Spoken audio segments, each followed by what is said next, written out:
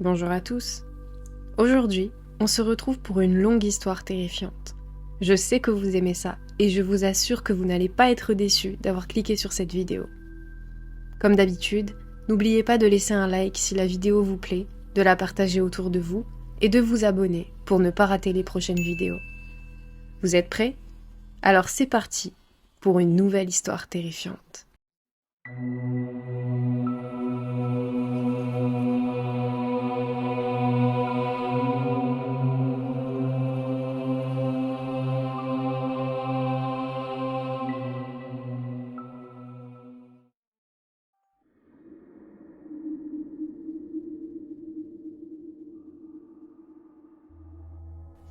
De nos jours, beaucoup de gens vivent dans l'ignorance, croyant à des fausses informations. Ils pensent que la sorcellerie est un mensonge ou juste des histoires pour faire peur. Mais la vérité, c'est que la sorcellerie est une science utilisée pour faire du mal. Elle peut vous transporter à travers les continents, déplacer de l'argent de n'importe où dans le monde, ou encore faire sortir des trésors enfouis valant des millions d'euros. La sorcellerie peut aussi vous donner du charisme, une aura impressionnante devant les gens, et une force inimaginable, vous permettant d'atteindre des sommets dans la société. Cependant, cette même sorcellerie peut aussi vous rendre le plus misérable des êtres vivants sur cette terre, vous obligeant à abandonner la voie de Dieu et vous rendant encore plus méprisable que tous les êtres sur cette planète.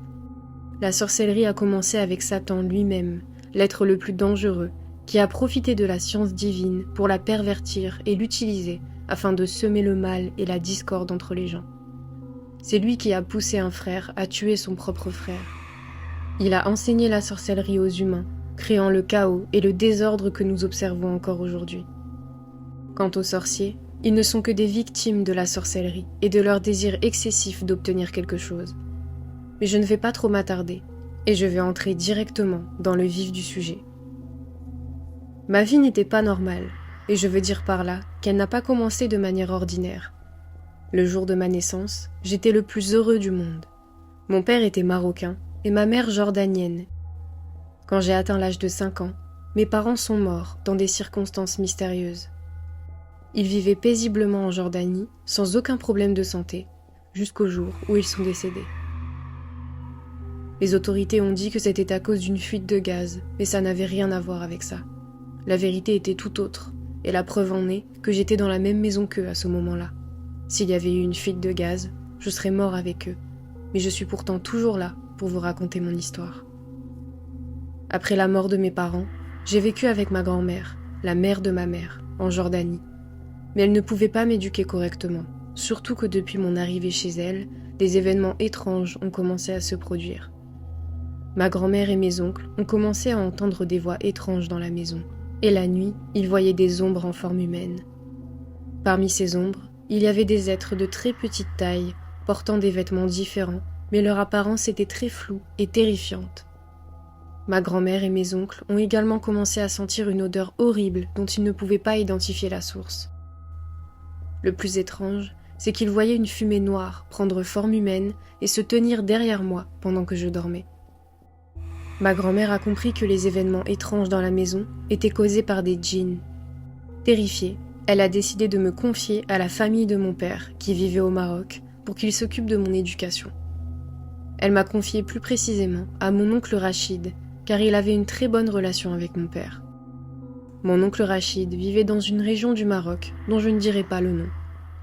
Sa famille était très riche, possédant des terres, des immeubles, des voitures, et tous travaillaient dans le commerce de l'or. Ma grand-mère m'a confié à mon oncle Rachid pour qu'il prenne soin de moi et m'éduque, car elle était presque sûre que ce qui était arrivé à mes parents et ce qui m'arrivait avait un lien avec les djinns, probablement ceux avec lesquels mon père avait fait un pacte. J'ai oublié de vous mentionner que mon père était un sorcier. Avant de mourir, il avait décidé de se repentir et de suivre la voie de Dieu. Il avait voulu annuler tous les pactes qu'il avait conclus avec les démons et arrêter la sorcellerie une bonne fois pour toutes. Mais cette décision a poussé les djinns à l'exécuter. Le problème maintenant, c'est que tous les pactes que mon père avait conclus se sont transférés à moi. Ma grand-mère craignait que mon destin soit le même que celui de mes parents, alors elle n'a eu d'autre choix que de me confier à mon oncle Rachid.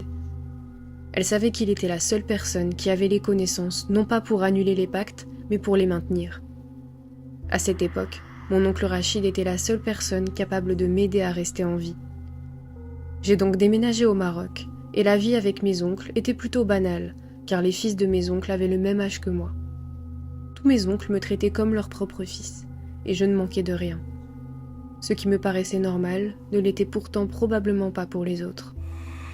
Un point très important à révéler sur cette famille, nous n'allions pas à l'école comme les autres enfants.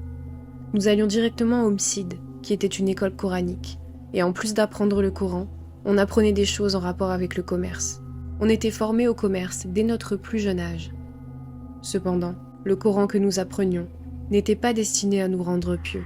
En grandissant, nous devions apprendre à le renier. On nous enseignait des invocations et la fabrication de talismans, des éléments essentiels pour notre avenir. Ces invocations et talismans sont bien connus dans le monde de la sorcellerie, et on les apprend aux enfants dès leur plus jeune âge pour qu'ils évitent les erreurs en grandissant, sinon leur vie serait en danger. Vous l'avez compris, j'ai commencé à apprendre la sorcellerie. J'avais un cousin, nommé Anas, qui avait le même âge que moi. On apprenait et on faisait tout ensemble. À 12 ans, mon oncle Rachid nous emmenait souvent dans les bijouteries. Ces bijouteries ne vendaient pas seulement de l'or et des montres, mais elles avaient aussi un deuxième bureau où il recevait des clients venus pour la sorcellerie. À cette époque, mon oncle Rachid nous interdisait d'entrer dans ce bureau, de parler aux clients ou de savoir comment il négociait avec eux. Mais à 18 ans, l'âge où dans notre famille on passe de l'adolescence à l'âge adulte, il était temps d'apprendre le véritable métier de la famille. Ce métier n'était pas l'or, mais la sorcellerie et tout ce qui concerne les djinns. Au fil des années, nous avions compris que la bijouterie était une façade et que nous traitions principalement avec des gens qui sortaient des trésors et convertissaient l'or en dirhams. À cet âge, nous devions commencer à apprendre la magie noire, à la pratiquer et à l'utiliser. Je vais maintenant commencer à vous raconter mon histoire à partir de ce moment où j'ai atteint l'âge de 18 ans. Préparez-vous bien à entendre ce qui va suivre. Un jour, mon oncle Rachid est venu, stressé, pour nous réveiller, Anas et moi. Il nous a demandé de le rejoindre dans le bureau, car il y avait quelque chose de très important à nous dire. C'était très tôt le matin, et nous n'avions jamais vu mon oncle Rachid se lever à cette heure-là. Anas et moi avons tout de suite senti qu'il y avait quelque chose qui n'allait pas, mais on ignorait de quoi il s'agissait. On pouvait voir sur son visage qu'il n'était pas à l'aise avec ce qu'il allait nous dire. Nous sommes entrés et nous nous sommes assis sur les 2 chaises devant le bureau. C'est alors qu'il nous a dit que le moment était venu pour nous d'apprendre la véritable sorcellerie et que nous devions partir chez son frère Adnan et y rester pendant 1 an. Quand j'ai entendu le nom d'Adnan, j'ai ressenti de la peur. Je n'ai pas compris pourquoi et j'ai regardé Anas qui semblait aussi perdu que moi. Pour vous donner une idée, Adnan, mon oncle, est la personne la plus étrange de la famille. Nous n'avons jamais entendu son histoire et même mes autres oncles n'aiment pas parler de lui. Adnan avait une apparence négligée, semblable à celle d'un fou. Ses ongles étaient longs, ses cheveux emmêlés, ses vêtements déchirés, et il dégageait une odeur nauséabonde, comme s'il n'avait pas touché l'eau depuis 40 ans. Ce qui était le plus intriguant, c'est que tous mes oncles, dès qu'ils le voyaient, commençaient par lui embrasser la main. Personne n'osait le regarder dans les yeux ou lui dire quelque chose qui pourrait le contrarier. Tout ce qu'Adnan leur demandait, il le faisait immédiatement, sans poser de questions. Au début, je pensais que c'était par respect, mais j'ai fini par comprendre qu'ils avaient tous peur de lui. Adnan était le sorcier le plus puissant de la famille, celui qui enseignait la sorcellerie à tous les nouveau-nés et celui qui héritait des pactes avec les djinns transmis par mon grand-père. J'entendais souvent mes oncles dire qu'Adnan était la seule personne à avoir vu Satan, mais je ne sais pas si c'est vrai. Il est réputé extrêmement difficile de le voir, car ça nécessite d'atteindre un degré de malveillance indescriptible. Pour continuer mon histoire, lorsque mon oncle Rachid nous a dit que nous devions aller chez Adnan et y rester 1 an, Anas et moi avons été terrifiés. Ce qui nous faisait le plus peur, c'était de devenir comme lui. Mais nous n'avions pas le choix, car ne pas suivre ses instructions aurait des conséquences incertaines et très dangereuses pour nous. Mon oncle Rachid nous a raconté qu'il y a très longtemps, un de nos ancêtres était un sorcier dont l'objectif était de conclure le plus de pactes possible avec les djinns pour travailler avec eux. Il a passé des années à accumuler ses pactes et a finalement réussi à communiquer avec des tribus de djinns qui lui ont enseigné la sorcellerie. Ces pactes étaient si dangereux qu'ils ont été transmis à toute la famille et doivent être maintenus jusqu'à la mort. À 18 ans, chaque membre de la famille doit apprendre la sorcellerie, renouveler les pactes et offrir des sacrifices aux tribus de djinns avec qui nous avons pactisé. Si quelqu'un ne le fait pas, les djinns le poursuivront et le tueront car cette personne aura abandonné la sorcellerie. C'est alors que mon oncle m'a regardé et m'a dit que c'était exactement ce qui était arrivé à mon père. Mon oncle Rachid m'a révélé que mon père était un sorcier très puissant. À l'époque, il était parti vivre en Jordanie et y pratiquait également la sorcellerie. Cependant, après ma naissance, il avait décidé d'abandonner ce chemin et de ne plus communiquer avec les djinns. Le prix à payer pour cette décision fut la mort, et c'est ainsi que tous ces pactes m'ont été transmis sans que j'aie le choix. Les djinns, en particulier certaines tribus, étaient très contrariés et cherchaient encore à se venger, menaçant de me tuer moi aussi. Tous mes oncles ont alors fait appel à Adnan pour trouver une solution et renouveler les pactes, afin d'éviter que les djinns ne me poursuivent et ne se vengent. De tout ce que mon oncle Rachid m'a raconté, j'ai compris une chose. Dans notre famille, celui qui naît a deux choix. Soit il apprend la sorcellerie et continue sur cette voie, soit la mort l'attend. Après ces révélations, ni Anas ni moi n'avions eu d'autre choix que de ranger nos affaires et de partir chez Adnan pour apprendre la sorcellerie.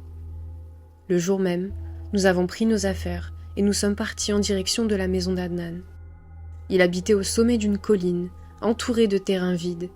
J'étais impressionnée par cet endroit, car il n'y avait que des terrains tout autour de la maison. C'est là qu'Anas m'a révélé que tous ces terrains appartenaient à Adnan et qu'il avait acheté toute la région, ce qui était assez vaste.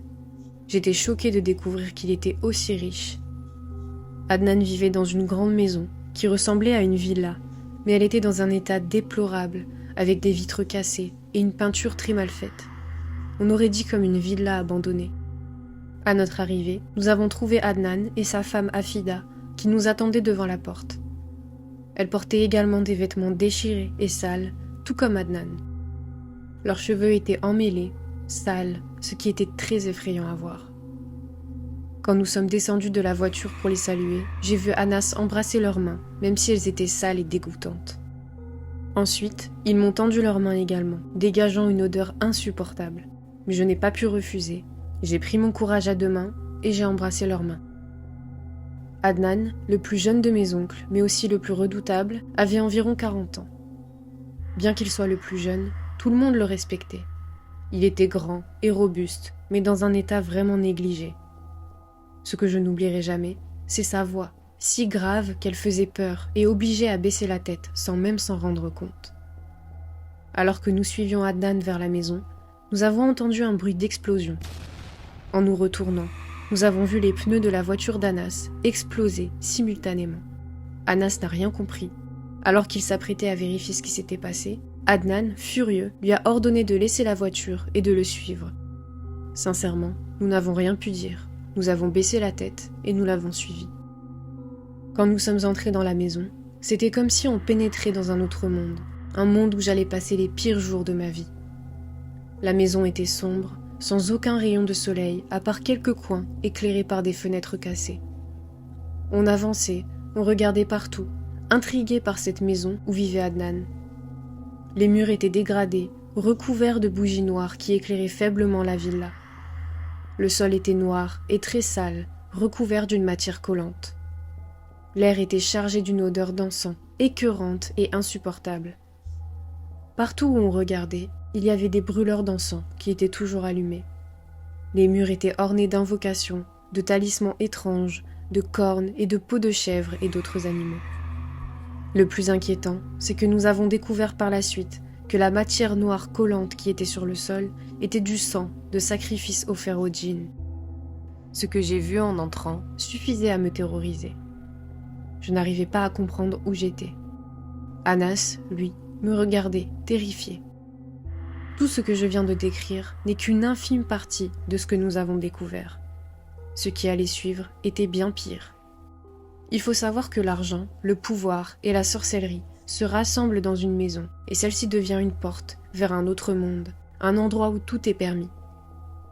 Chaque chose dans notre existence a un prix. En échange de l'argent, de la sorcellerie et de tout ce qu'on peut désirer, il faut s'abaisser à un niveau inimaginable, à un point où les animaux paraissent plus propres que nous. Voilà le niveau qu'Anas et moi devions atteindre. Adnan nous a emmenés dans une pièce où il pratiquait sa sorcellerie. La pièce était remplie de peaux d'animaux, certaines qui étaient sèches, d'autres fraîches. Le sol était couvert d'un tapis avec des talismans et par-dessus, un autre tapis en peau d'animaux. L'endroit où Adnan s'asseyait était jonché de bouteilles d'alcool, de flacons d'encens et de plantes étranges. Devant lui, il y avait un brûleur d'encens, toujours allumé. Il s'est assis à sa place habituelle et nous a laissés debout avec le brûleur d'encens entre nous. Il nous a fixés avec un regard perçant et effrayant. Soudain, il nous a demandé d'enlever tous nos vêtements. Anas et moi étions choqués, on ne comprenait rien. On s'est regardés, incapables de contrôler nos actions. C'est à ce moment-là que nous avons compris que les ordres d'Adnan n'étaient pas normaux. Il exerçait une forme de manipulation sur nous. Sans réfléchir, nous avons obéi et enlevé tous nos vêtements. Sa femme, Afida, est alors arrivée avec un seau rempli de sang et l'a versé sur nous deux.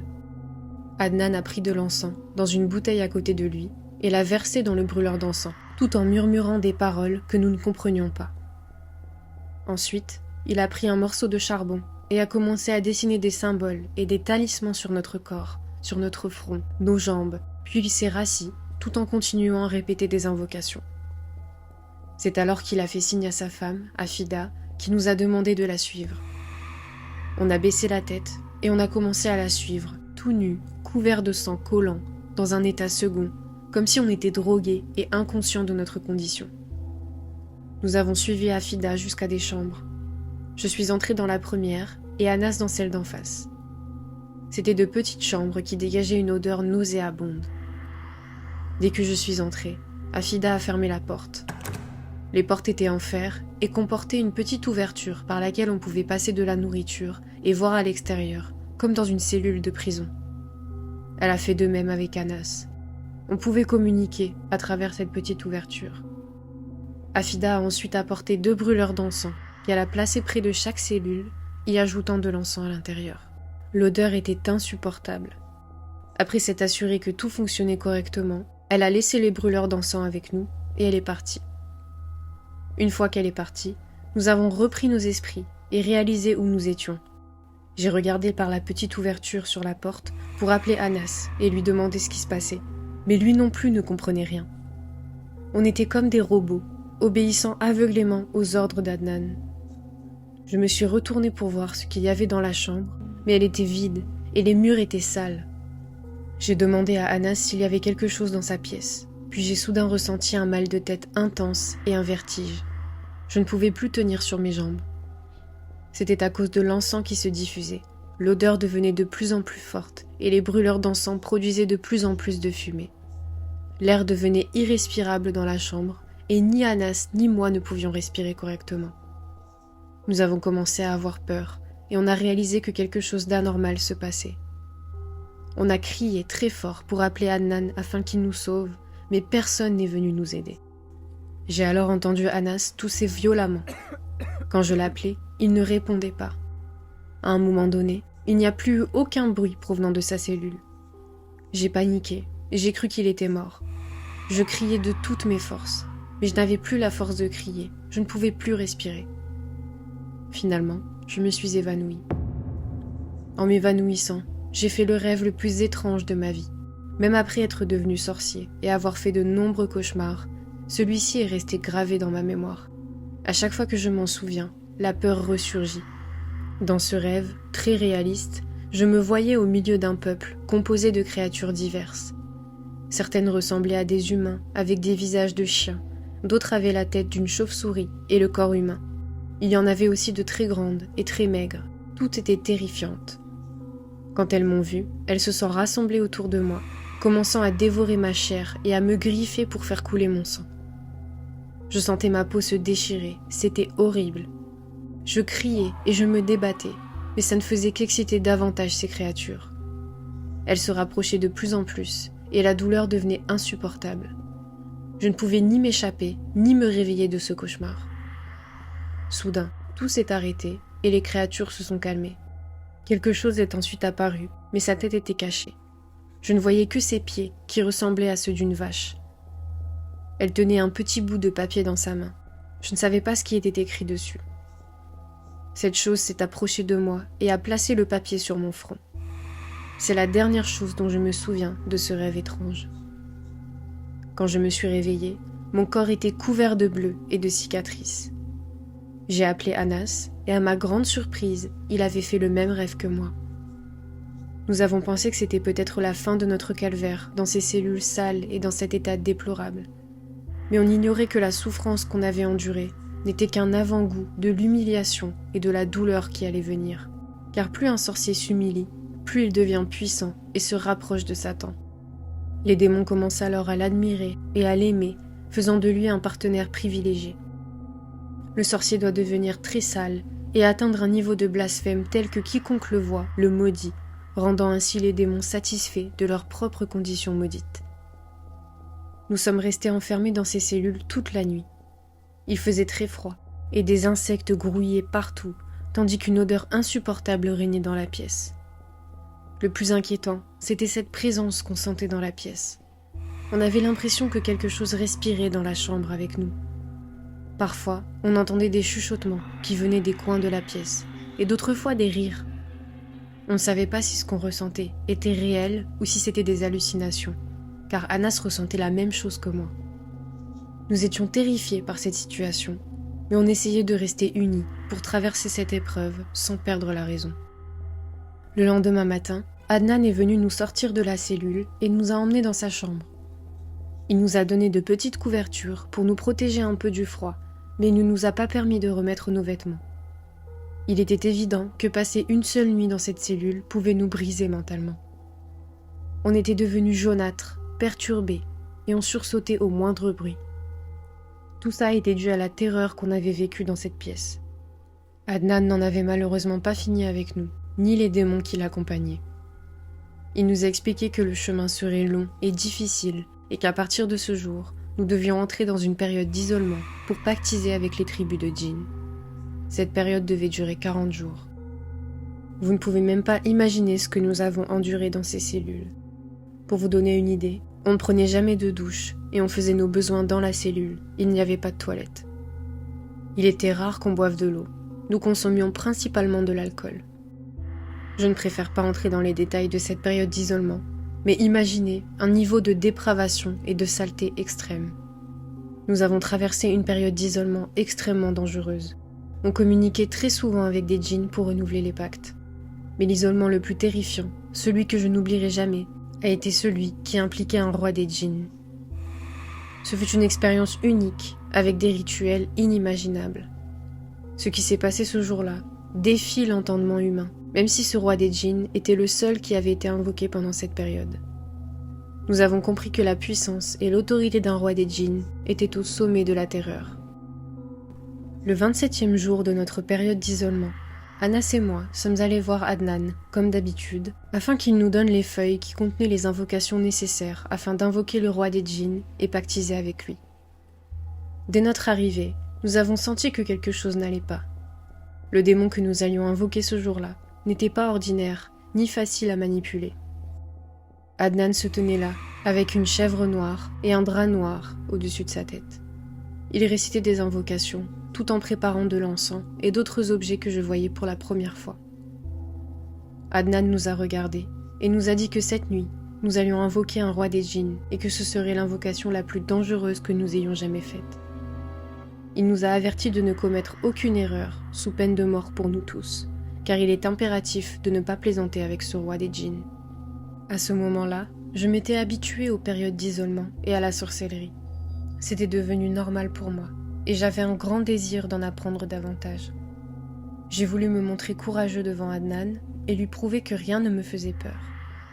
J'ai donc demandé pourquoi ce roi des djinns était si dangereux, et j'ai mentionné que beaucoup de gens l'invoquaient lors des chants de Gnawa. Les chants de Gnawa sont une forme de musique et de chant traditionnel, un groupe ethnique et culturel présent principalement au Maroc, mais aussi en Algérie et en Tunisie. Ils sont notamment connus pour leurs rituels de transe. Adnan m'a alors regardé d'un regard perçant et dur. Je suis restée immobile et il a commencé à crier et m'insulter, car pour lui, ce roi des djinns méritait un grand respect. Il m'a averti de faire très attention à la manière dont je me comportais avec lui, car il pouvait nous tuer lors de l'invocation. Selon Adnan, les djinns invoqués lors des événements de Gnawa que j'ai mentionnés ne sont pas de vrais rois des djinns. Ce sont des djinns faibles qui se font passer pour des rois pour tromper les gens et profiter des sacrifices. Ils manipulent les gens, les utilisent pour détruire leur vie et conclure des pactes. Comme Adnan me l'avait expliqué, il suffit de réfléchir pour comprendre qu'un roi des djinns ne peut pas être invoqué simplement en dansant et en chantant. Même avec des blasphèmes et des sacrifices, ça ne suffirait pas. Pour invoquer un roi des djinns, il faut être complètement éloigné et égaré de la voix de Dieu, posséder de nombreux pactes et être prêt à suivre des rituels spécifiques. Un pacte, c'est signer un document maudit avec son propre sang, utiliser des talismans, réciter des invocations particulières, brûler des encens spéciaux, respecter des heures précises et réaliser des sacrifices, le tout après plusieurs périodes d'isolement. Les rois des djinns règnent sur leur terre, leur peuple, et ont de nombreux serviteurs et tribus sous leurs ordres. En parlant des Gnawa, les véritables, pas ceux que les gens voient habituellement, ce n'est qu'une petite partie de la sorcellerie africaine qui est très faible. Elle donne seulement l'impression aux gens qu'ils sont malades et qu'ils se guérissent par ce biais. Mais cette nuit-là, nous n'allions pas travailler avec cette forme de sorcellerie africaine. Nous allions utiliser de la sorcellerie noire, celle qui permet de faire un sacrifice pour un roi des djinns, de se prosterner devant lui pour conclure un pacte. C'est là que notre défi, extrêmement dangereux, allait commencer. L'invocation d'un roi des djinns est très dangereuse. C'est pourquoi nous avons dû faire une période d'isolement spéciale dans la chambre d'Adnan. Adnan allait rester avec nous pour nous assister, car il était crucial de ne commettre aucune erreur, sous peine de mort. La première chose que nous avons faite a été de dessiner les symboles de l'invocation avec laquelle nous allions appeler le roi des djinns. Mon oncle a sorti un encens spécial que je voyais pour la première fois. Dès qu'il l'a mis dans le brûleur d'encens, une odeur insupportable, bien plus forte que d'habitude, s'est dégagée. Toute la chambre s'est remplie de fumée. Nous avons alors commencé à réciter l'invocation, qui était très longue et difficile à prononcer. Mais il ne fallait surtout pas faire d'erreur, car dès que nous avons prononcé la première lettre, nous avons senti des présences dans la chambre. Elle s'est remplie de djinns et nous avons commencé à entendre des bruits de serpents, sans savoir d'où ils venaient. C'était le signe de la présence des serviteurs du roi des djinns, et ça signifiait que la moindre erreur de prononciation, ou dans les rituels, entraînerait notre mort. Pendant qu'on récitait l'invocation, pendant de longues heures, nous avons soudainement commencé à voir de nombreux serpents sortir du brûleur d'encens devant nous. Je ne savais pas si ces serpents étaient réels ou si j'étais simplement en train d'halluciner. Ils étaient très noirs et avec la fumée qui remplissait la chambre, on ne pouvait pas les voir très clairement. Il y en avait des centaines, tous rassemblés autour du cercle. Après quelques minutes, Adnan a pris la chèvre sur laquelle il avait lu l'invocation et l'a tuée au milieu du talisman. Ce qui s'est passé ensuite m'a traumatisée et restera gravé dans ma mémoire. Les serpents qui entouraient le talisman se sont tous regroupés autour de la chèvre et sont entrés dans son corps de toutes parts. La chèvre convulsait et des serpents sortaient de sa bouche de manière terrifiante ainsi que de ses yeux. C'était une scène atroce. À un moment donné, tous les serpents ont disparu dans la chèvre et nous ne savions pas où ils étaient allés. Puis, la chèvre s'est redressée sur ses pattes arrière et nous a regardés, le sang qui coulait de son cou. Une aura terrifiante se dégageait d'elle. J'étais choquée, figée sur place, regardant cette scène avec stupeur. Anas était tout aussi pétrifiée que moi. C'est alors qu'Adnan est intervenu, nous tenant par la tête et nous ordonnant de nous prosterner devant la chèvre. Même lui s'est prosterné, car c'était bien le roi des djinns qui avait été invoqué dans le corps de cette chèvre. Adnan a commencé à parler dans une langue que je n'avais jamais apprise. La chèvre, toujours debout, bougeait la tête et nous fixait, ce qui était terrifiant. On entendait des chuchotements qui provenaient des murs de la chambre et qui devenaient de plus en plus intenses à chaque minute. À un moment donné, nos oreilles nous faisaient mal et nous étions sur le point de nous évanouir. Puis, tout à coup, les chuchotements ont cessé et la chambre est tombée dans un silence total. Adnan s'est rapidement levé pour ouvrir le ventre de la chèvre. Je pensais qu'il allait y trouver des serpents qui étaient entrés plus tôt, mais j'ai été choquée. Lorsqu'il a ouvert le ventre, il en a sorti une feuille de cuir, notre pacte avec le roi des djinns. Il y avait nos 2 prénoms, le mien et celui d'Anas. C'était la première fois que je voyais la peur sur le visage d'Adnan. J'ai alors compris à quel point il était difficile de pactiser avec un roi des djinns, même pour un sorcier aussi puissant que mon oncle. Après tout ce que je vous ai raconté, nous avons terminé les 40 jours d'isolement. Chaque isolement était plus dégradant que le précédent.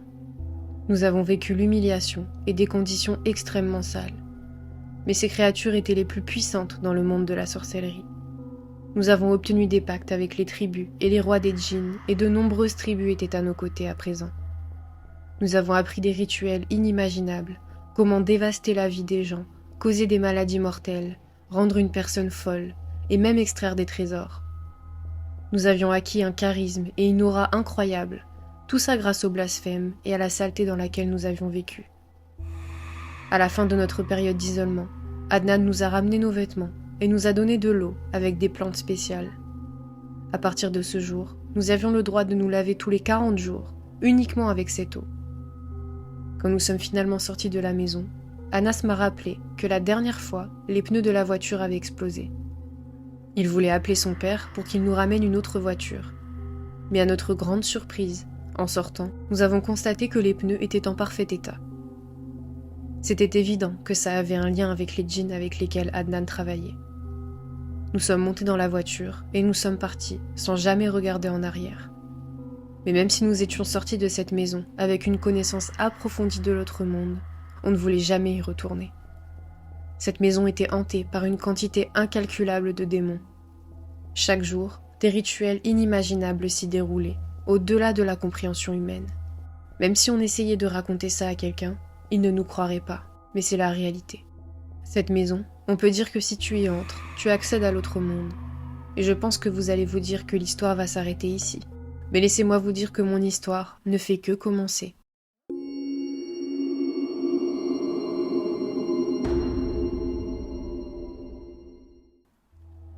Depuis le jour où nous sommes sortis de cette maison, tout a changé. Même le comportement de la famille et de mon oncle Rachid a changé. Pour eux, lorsqu'une personne passe ces périodes d'isolement, ils commencent à se méfier d'elle. Après cette période d'isolement, j'ai pu entrer dans le milieu où ma famille gagne le plus d'argent. Dans les magasins où mon oncle Rachid vendait de l'or, il y avait un bureau pour accueillir les clients qui savaient ce qu'ils faisaient vraiment. La plupart des gens qui venaient n'étaient pas là pour acheter de l'or, mais pour demander à mon oncle Rachid de leur faire un travail de sorcellerie. À présent, c'était à notre tour d'accueillir les gens et de faire tout ce qu'ils voulaient.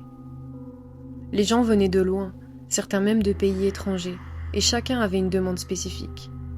Certains voulaient des bagues pour obtenir du charisme, d'autres des talismans pour faire passer des produits illicites, et d'autres encore avaient des documents et des cartes pour des trésors qu'ils voulaient découvrir.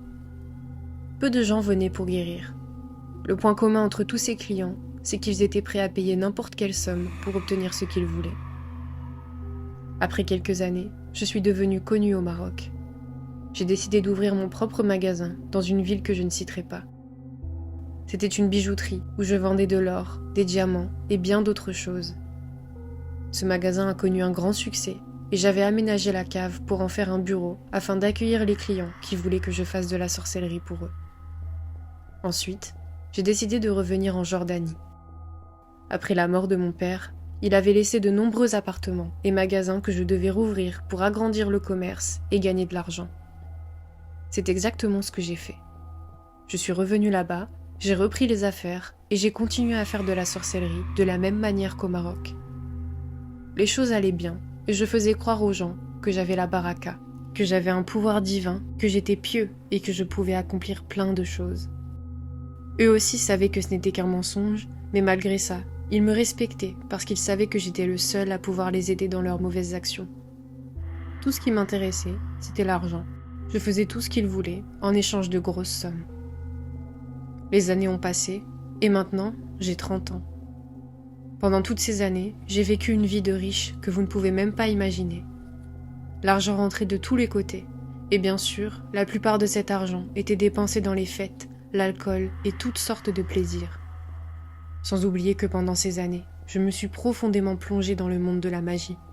Je suis arrivée à un stade très proche de celui d'Adnan, mon oncle. Il n'y avait pas un seul livre de sorcellerie que je n'avais pas lu, pas une invocation que je n'avais pas faite, et pas une humiliation ou un sacrifice que je n'avais pas subi. Tout ça pour me rapprocher de Satan. Je suis devenue obsédée par le monde de la sorcellerie. Jusqu'au jour où, lorsque j'étais assis dans mon bureau en Jordanie, Anas m'a appelé sur mon téléphone. Anas vivait au Maroc et après la mort de mon oncle Rachid, il s'est occupé de tous les commerces et tous les magasins de son père et de la famille. Quand Anas m'a appelé ce jour-là, il était très heureux et m'a révélé qu'il était tombé sur un document qui concernait un trésor extrêmement difficile à trouver, qu'on appelait au Maroc le trésor royal. Ce trésor n'était pas ordinaire, ce n'était pas juste une centaine de kilos d'or, mais une véritable banque où les gens, autrefois, cachaient leur or, qui était la monnaie d'échange à l'époque. Quand on parle de banque, on parle de plusieurs kilos d'or et d'autres objets encore plus précieux. Quand j'ai entendu Anas dire qu'il avait trouvé le trésor royal, j'étais très excitée. C'était très rare de trouver un tel trésor. Je lui ai dit que dans une semaine, je viendrai au Maroc pour qu'on puisse récupérer ce trésor ensemble. À ce moment-là, mon ego avait pris le dessus. Je n'ai même pas demandé à Anas les détails du document, les conditions pour récupérer le trésor ou même les gardiens du trésor.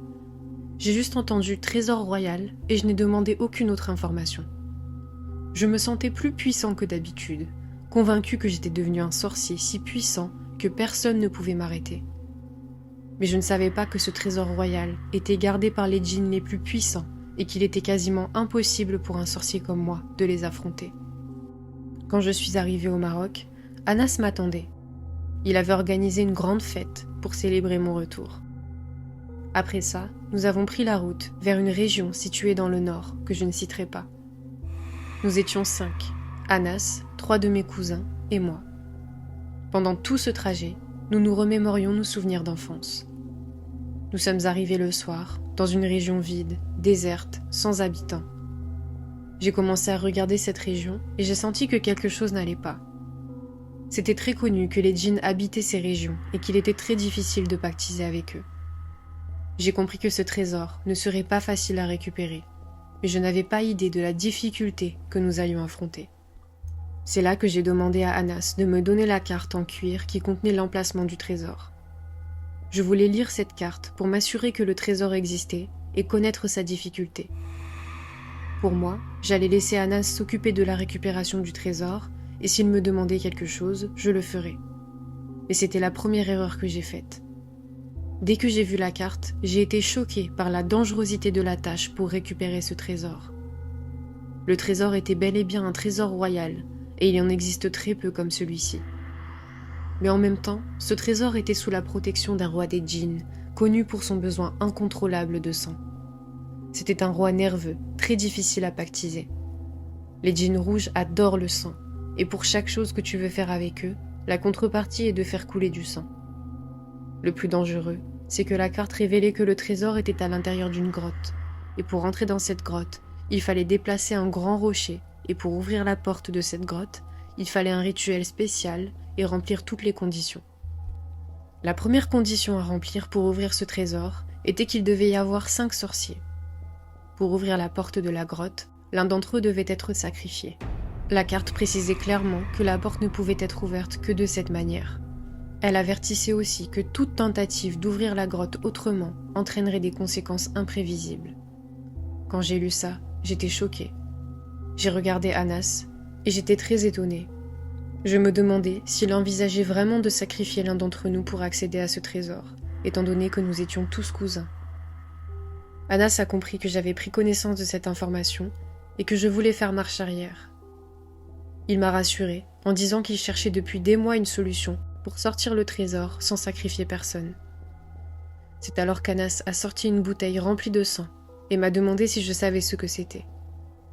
J'ai répondu que non, et il m'a expliqué que cette bouteille contenait le sang d'un zouri, un sang que le roi des djinns adorait boire. J'ai vu qu'Anas était très agité, et je lui ai dit que même avec le sang d'un zouri, les conditions devaient être respectées quand même. Mais il était convaincu que sa stratégie fonctionnerait à 100%.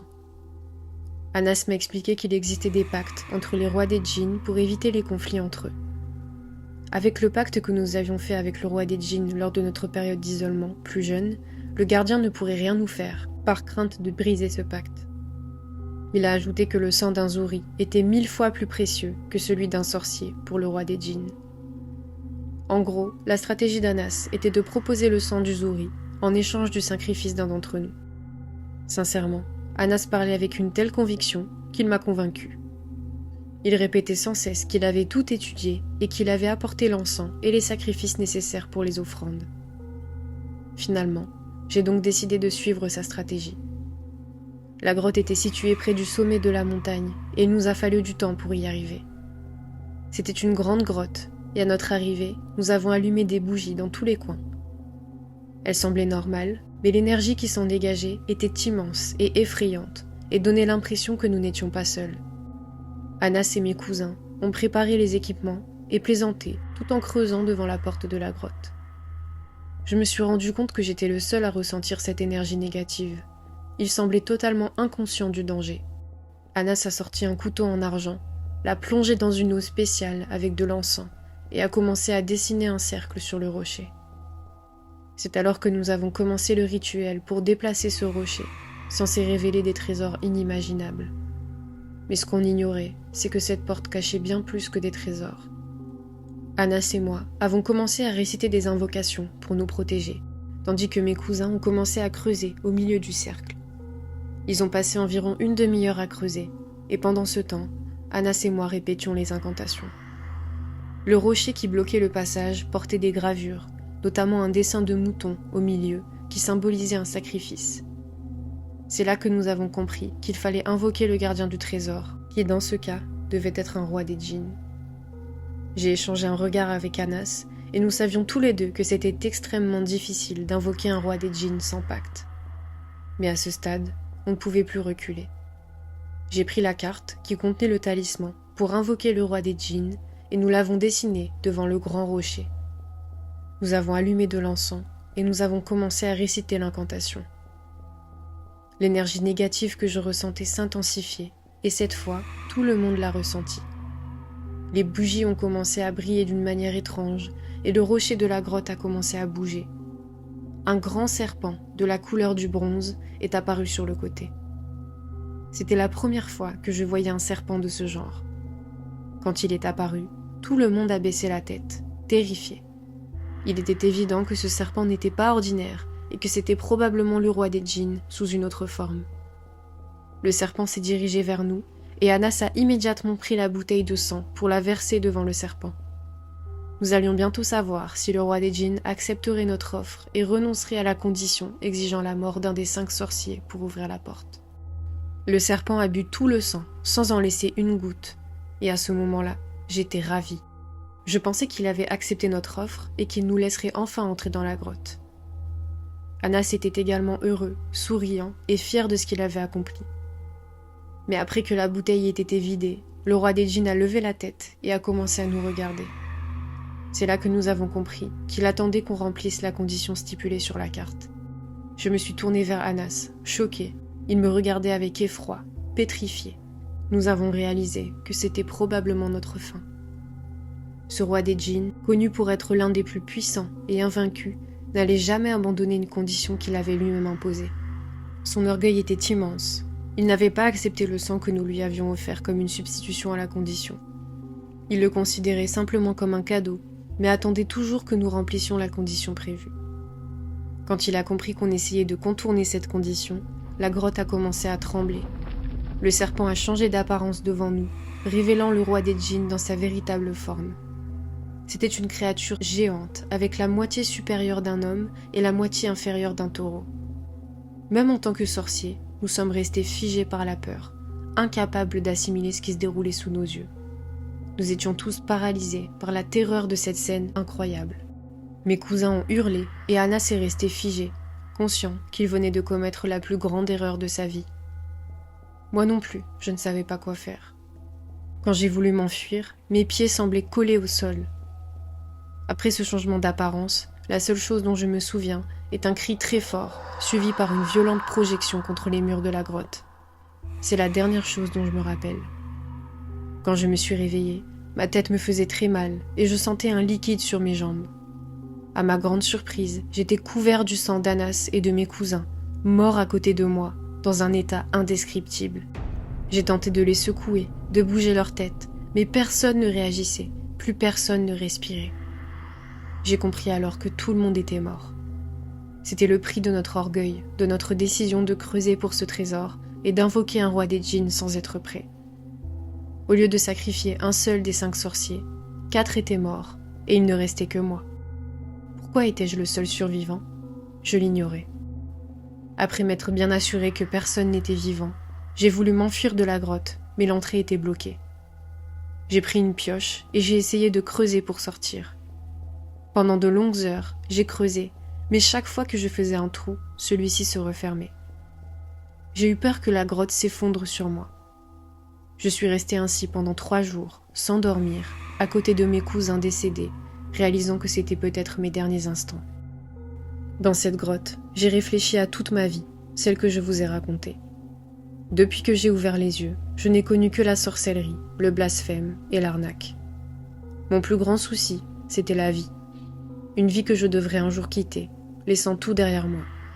Ni ma fortune, ni ma sorcellerie, ni ma force ne me serviraient. Tous les pactes avec les djinns et les démons n'ont servi à rien.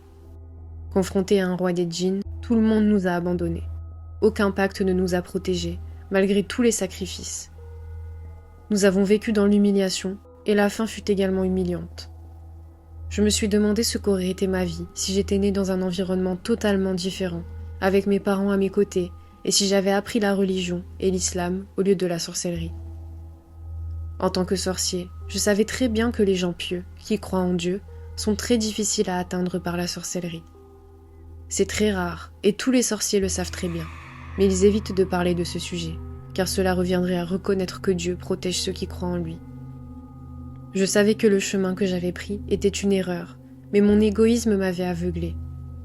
Je suis sûre que mon père avait fait le bon choix en revenant à Dieu et en arrêtant la sorcellerie, même s'il en avait payé le prix fort avec sa vie et celle de ma mère. Malgré tout, je pense que c'était la bonne décision. À ce moment-là, le choix était clair pour moi. Je me demandais si j'avais encore le temps de me repentir, de réparer le mal que j'avais fait. Peut-être que je pouvais faire le même choix que mon père et mourir en étant croyant. Je n'ai pas pu me retenir et j'ai commencé à pleurer, des larmes que je n'avais jamais versées en tant que sorcier. À présent, je pleurais comme un enfant, avec une douleur immense au niveau du cœur. C'est à ce moment précis que j'ai décidé de me repentir. Je me demandais si Dieu pouvait accepter le repentir d'un homme qui avait vécu toute sa vie dans la sorcellerie. Il y a eu un silence profond dans la grotte. Toutes mes questions intérieures se sont arrêtées et toute l'énergie négative a disparu. Mon corps s'est mis à bouger tout seul. J'ai pris la dernière bouteille d'eau et j'ai commencé à faire mes ablutions. Les larmes coulaient et je me suis levée pour prier. Dès que j'ai commencé ma prière, j'ai ressenti un bonheur indescriptible. Je me sentais plus léger, libéré de tout le poids que je portais, et mon cœur s'est ouvert. C'était un sentiment incroyable. C'était ma première prière, la première fois que je me prosternais devant Dieu, après avoir passé près de 30 ans à me prosterner devant Satan. La différence était immense. J'ai ressenti le bonheur et j'ai compris pourquoi j'étais sur cette terre. Je ne pensais plus à ce qui pourrait m'arriver, ni à mon destin dans cette grotte. Je me suis concentrée sur le calme dans mon cœur, qui m'apaisait. Je suis partie me reposer et j'ai rêvé que mon père venait me voir, essayant de me réveiller. Soudain, je me suis réveillée en entendant la pluie tomber dehors. J'ai allumé une bougie et j'ai remarqué que l'eau de pluie s'infiltrait à travers l'entrée de la grotte. Sans réfléchir, j'ai compris que l'eau rendrait le sable plus solide et empêcherait la grotte de s'effondrer sur moi. J'ai pris la pioche et j'ai recommencé à creuser. Vous ne pouvez même pas imaginer la soif, la fatigue et la faim que je ressentais. Mais c'était la première fois dans cette grotte que je sentais l'espoir de survivre. Finalement, j'ai réussi à sortir de cette grotte maudite. Après que tous les rois des djinns, toutes les tribus avec qui j'avais conclu des pactes, et tous les démons devant lesquels je m'étais prosternée pendant 30 ans, ne m'avaient rien apporté. Et Dieu m'avait sauvée en moins de 10 minutes. Dieu pardonne, malgré tout ce que j'ai fait. Grâce à lui, j'ai pu sortir de cette grotte. Je me sentais comme renaissant, Et cette pluie qui tombait sur moi était comme la miséricorde de Dieu, me lavant de mes péchés.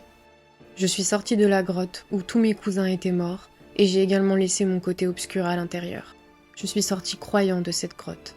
Et j'ai promis à Dieu que quoi qu'il arrive, je ne retournerai jamais sur ce chemin, même si mon destin est de mourir, parce que je préfère mourir en croyant que vivre comme un sorcier pathétique qui contrarie Dieu.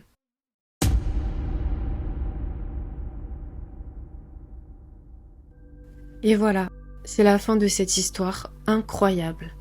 Dites-moi ce que vous en avez pensé dans les commentaires, j'ai hâte de lire votre avis. N'oubliez pas de liker, partager la vidéo si elle vous a plu, et comme d'habitude, on se retrouve très bientôt pour une nouvelle histoire terrifiante.